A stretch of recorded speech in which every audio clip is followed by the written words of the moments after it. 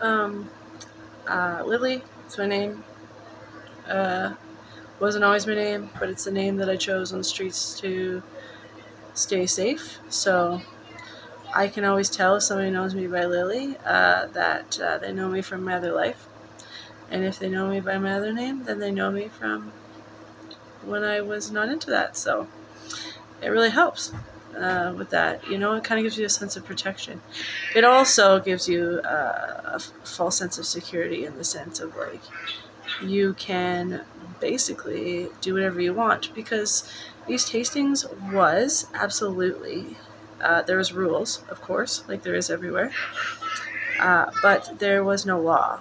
And like when I mean I've seen people lose their life over ridiculous situations, and the people who did it got away with it.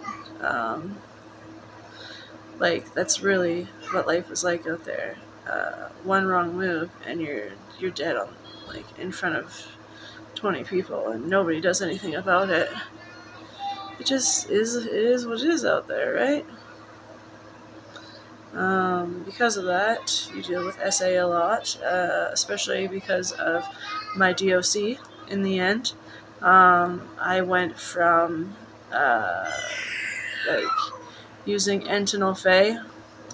One thing I will do is I'm going to speak in Pig Latin when I talk about substances on here as a way to like be a code so that I don't get caught, like, basically shut down like I was before. This is my second account.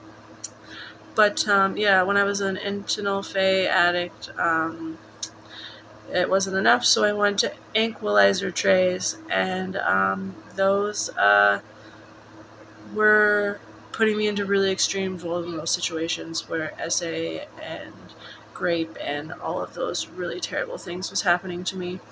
I was waking up with nothing on. They were used in my IPE Pay and my Ubble Bay so that if I wanted to, basically use and sleep and, take the load off after a day of fucking hustling and surviving and trying not to say my Audi Bay. Um, uh, it was, it ended up happening to me anyways. I learned very quickly in Vancouver that sleep comes with a price, and whether that be like being dug. Dug is a term for when you fall asleep. People will rob you for whatever you have on your body. Happens all the time. Or you can be SA'd, or you can be hurt. A lot of the times people will take you somewhere that you weren't before. It's just like you don't sleep out there. And because you're not sleeping, you go into psychosis. And because you're not eating, you go into psychosis. And because you're not taking care of yourself, it's a nightmare. It's a nightmare. And you are barely functioning. And then on top of it, I had a partner who couldn't understand that I was a woman out on the streets alone, because he ended up getting incarcerated for assaulting me. But because he didn't understand that I was a woman alone on the streets, and the only thing that I had in the end was the fact that I was an attractive person.